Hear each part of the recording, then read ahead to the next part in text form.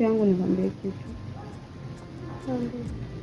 Mimi wakati nakuja mjini sikuja kwa ajili ya kudanga. Nilikuwa natamani siku moja na mimi nije nipate mwanaume, nijenge maisha yangu, niwe na familia yangu. Ila nilimpata mwanaume nikampenda, na yeye alikuwa ananipenda. Ila cha kushangaza, amepata na tatizo, na chanzo ni mimi. Tatizo gani?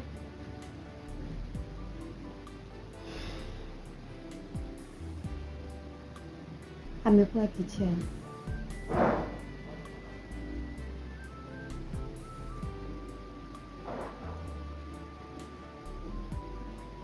Nimeenda kwa mganga ili aweze kunisaidia arudi katika hali yake. Ameniambia ili awe vizuri inatakiwa mimi nife. Wachagua kufa, kuishi duniani? Nampenda, ila siwezi kufa kwa ajili yake. Kumbe kitu, tafuta pesa, chana na mwanaume wako, utampata mwanaume mzuri kuliko hata yule. Pia aliniahidi vitu vingi. Aliniahidi atanipeleka South. Mambo mengi tulipanga mimi na yeye. Tambua kwamba watoto wako wanakutegemea wewe, familia yako pia wanakutegemea wewe. Tafuta pesa, sio ujinga. Kwa tupige kazi, tuko hapa mjini. Tupige kazi. Chofa.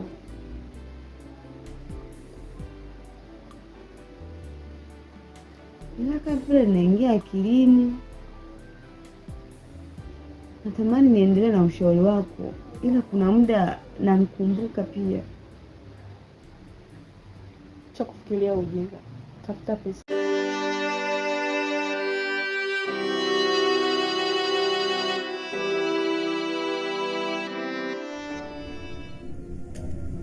Tambua hiki ninachokifanya ni kitu sahihi kwangu, kwa sababu nakupa mwanamke ninampenda. Uenda kanunua unachokitaji. Zeni, kama unawezekana mnunulie hata mwanangu zawadi.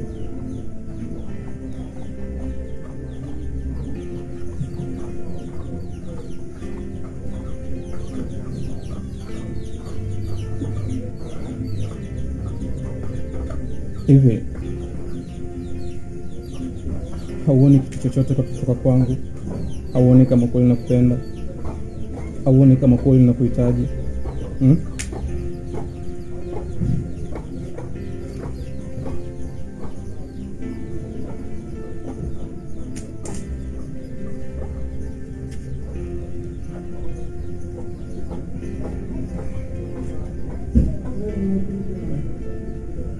Tafadhali,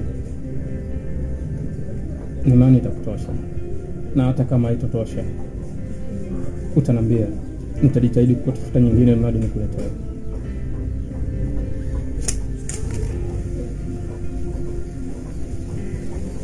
Sikupendi wewe wala hizo hela zako. Vivian, nakupa pesa lakini tambua ni upendo wangu tu kwako. Vivian, tambua nimezitafuta, lakini nimezitafuta mahususi kwa ajili yako. Sidanganyiki na pesa wala sishawishiwi na pesa mimi. Nahitaji mwanaume wa future.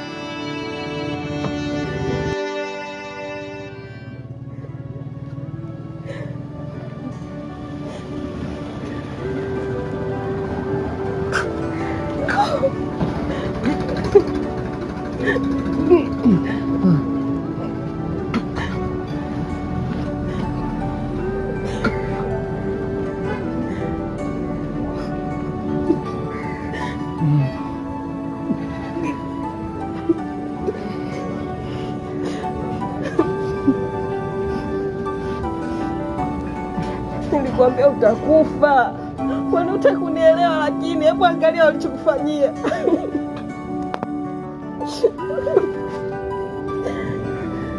Mbona sisi maumivu? Mbona sisi kama nimeumia? Mbona sisi kama napata matatizo? Vivian, acha nipitie kila kitu kwa sababu nakupenda. Nakupenda Vivian. Mwili wangu umeshakufa ganzi Vivian. Mwili wangu hauhisi maumivu kwa sababu yako.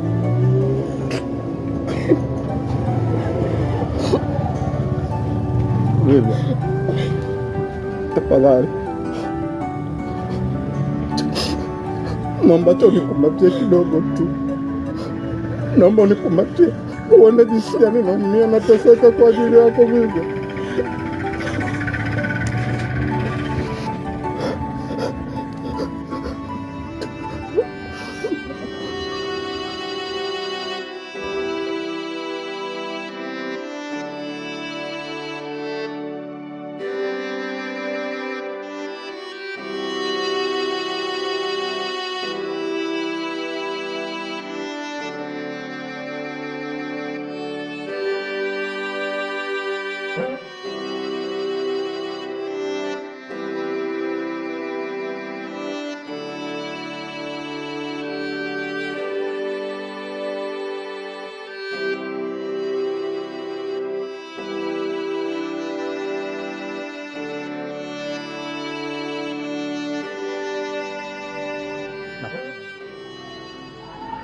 Na mara nyingi nikiwaga nakuja pale sokoni kwako gengeni pale, sio kama nakuja kupata mahitaji.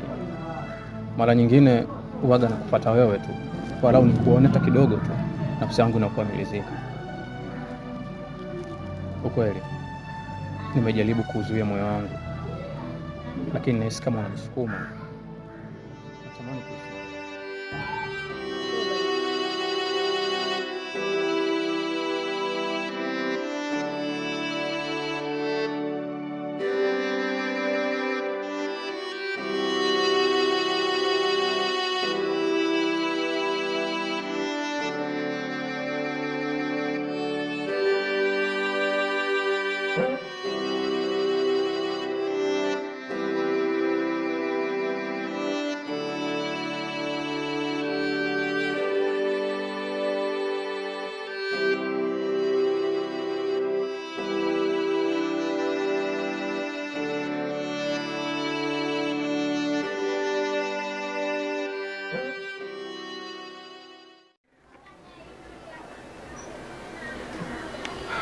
Vivian, karibu sana.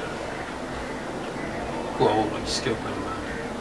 Pia samahani sana na kusonga. Moja kwa moja nimekufikisha kitandani kwa sababu sijabahatika bado kununua kiti kwa kisturi. Hivyo kuwa na amani. Asante, nashukuru. Masudi. Naam. Nimekaa nimetafakari, nimeona wewe ndio mwanaume sahihi.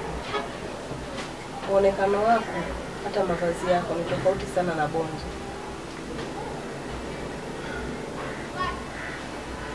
Vivian, asante.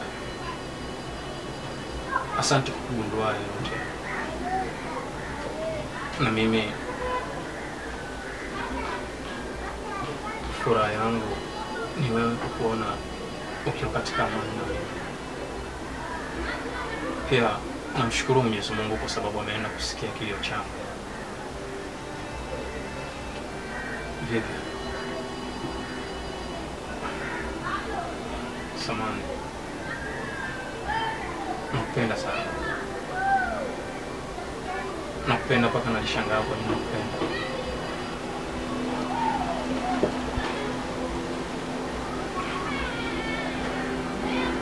Samahani, naomba nikwambie kitu kimoja.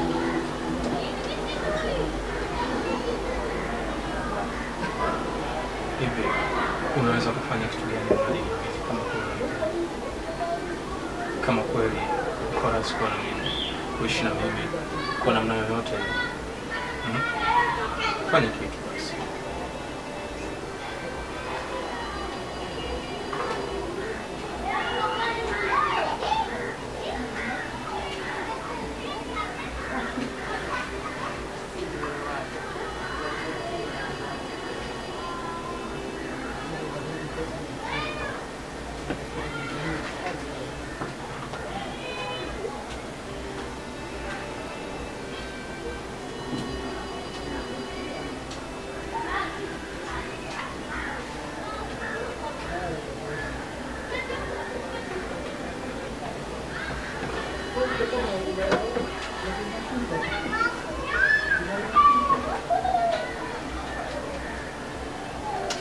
No.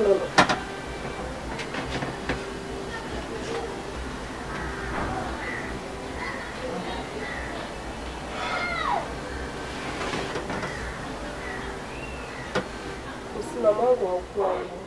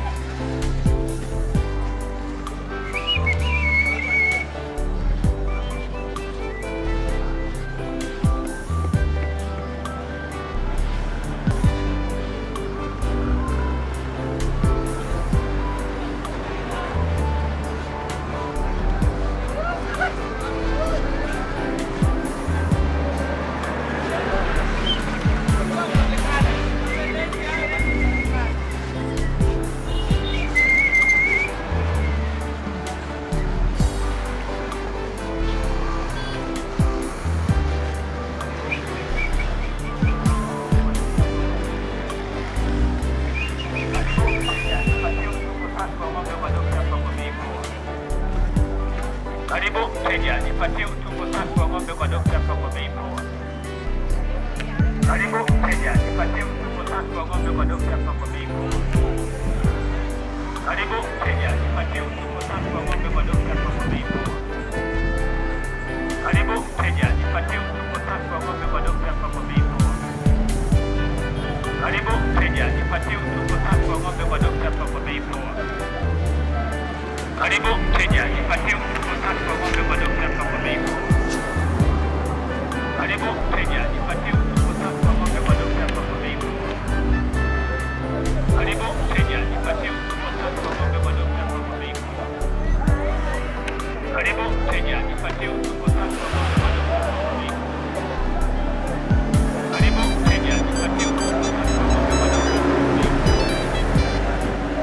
Karibu mteja, nipatie utumbo safi wa ng'ombe kwa Dr. Pako bei poa.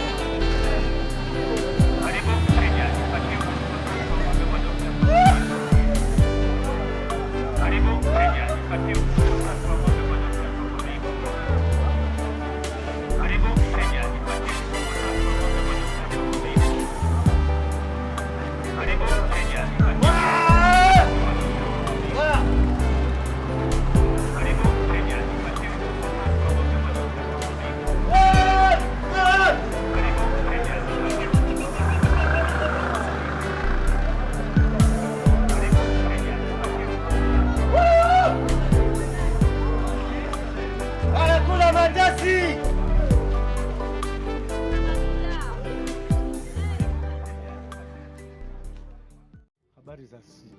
Siku nyingi shemeji. Mama Yu Nzuri, karibu shemeji.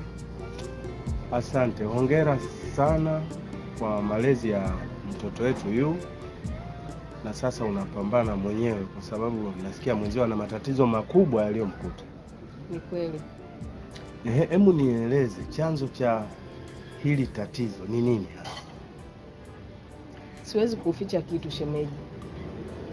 Kiukweli nilipambana sana ili mwenzangu aweze kubadilika na tumlee mtoto kwa pamoja, lakini mwisho wa siku ilishindikana kama unavyomjua. Ila nilikuja kugundua ana mahusiano na binti mmoja anaitwa Emi baada ya kuwakuta siku akiwa anazungumza. Nilimfuata yule binti na kwenda kumuomba msaada kwa sababu nahitaji kuolewa na baba yule amekuwa ni msumbufu sana kwangu. Niliongea na yule binti nikamuomba kama ikiwezekana yeye abaki kuwa na baba yule ili mimi nipate mume wa kunioa. Na aliniambia kwamba hilo swala kwake ni dogo maana anamudu. Atamwendea kwa mganga ili aweze kummiliki. Na mwisho wa siku yule binti alienda kweli kwa mganga, lakini alikuja akakosea masharti, ndio chanzo cha baba yule kuwa vile. Ila pia sikuishia hapo. Nilimuomba yule binti anipeleke kwa yule mganga ambaye amesababisha ile tatizo. Tulienda kwa yule mganga, ila mwisho wa siku ilisemekana kwamba anahitajika yule binti ajitoe kafara kwa maana yeye ndio aliyosababisha tatizo ili baba yule apone. Na yule binti hakuwa tayari kabisa kwa hilo. Ndio unapoona hali ipo kama hivi. Sawa. Mimi nimekuelewa. Kumbe tatizo anatakiwa afe yule binti tu. Akifa yule binti mdogo wangu anakuwa sawa. Ndio.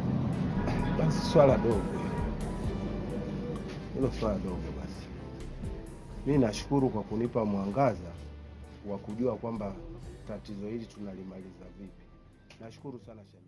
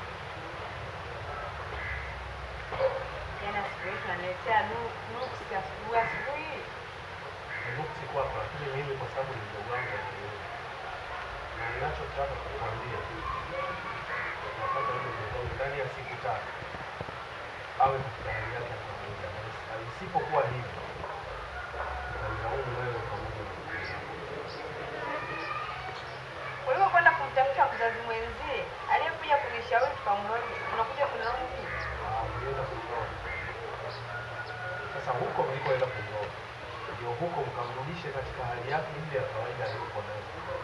Na endapo hamtafanya hivyo, familia yako na ukoo wako utaendelea. Mimi nilichokuachia ni hicho, ndani ya siku 3 mwanangu.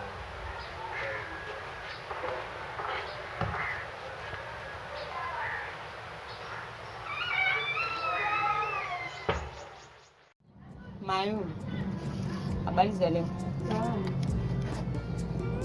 Nimekuja hapa naomba kueleza kwamba kaka yake Bonzo kaja Yaani kanipa vitisho kila aina unayojua hapa duniani. Kwamba namtaka mdogo wake. Na unakumbuka wewe ndio ulikuja kunishauri. Nikamfanya awe chizi. Sasa hivi amekuwa akicheka kama mtu anamtaka. Mimi sitaki. Nimeenda kwenye biashara yangu, sitaki mzigo. Kamfuate umwambie kwamba wewe ndio uliyekuja kunishauri tukamloge. Kwa hiyo wewe nenda kamwambie kwamba mimi sihusiki na chochote. Sasa mimi nilikushauri ukamfanya awe chizi, nilikushauri mimi uende kwa mganga. Wewe si ndio unasema kwamba unataka uende kwa mganga wewe? Mimi nilikushauri uende ukamloge awe chizi wewe. Sasa utapambana na hali yako. Hivi ningefanikisha ile zoezi, usingefurahi? Ningefurahi, lakini sijakwambia ufanye awe chizi. Sasa sikia. Mimi ninachokuambia, nenda kamfuate kakake. Mwambie kwamba mimi sihusiki na chochote. Tena kabisa sinisumbue. Aniache niende na mambo yangu. Maana si kwa vitisho vile. Kaniambia kwamba nisipokufa mimi, itakufa familia yangu. Nilikwambia malaya hapendi. Ukasema wewe kwa mara ya kwanza umempenda Bonzo. Sasa mimi ninachojua mtu anaopenda haangalii hali ya mtu aliyokuwa nayo. Wewe endelea kupendana na chizi wako. Mimi nipende chizi kwa sababu mimi chizi mwenzie au? Nimekwambiaje? Kamfuate kaka yake mwambie kwamba mimi sihusiki na lolote na utapambana mwenyewe na hiyo hali yako kwa sababu akili zako yaani kilichokutoa mguu wako kanifuata nyumbani kwangu kuja kunishauri ujinga. Mimi sitaki familia yangu ikumbwe na matatizo. Mimi ya kwangu ni hayo tu. Wewe kama utamfuata, kama utamfuata utajua mwenyewe. Mimi nishakufikisha ujumbe na kanipa siku hizo 3. Mdogo wake kama amesharudi kwenye hali yake. Kwa hiyo mimi nimekufikishia ujumbe. Na wewe sijui utamfuata mwambie kama mimi sihusiki na chochote, utajua mwenyewe na maisha. Hilo la kwako. Hilo halihusu.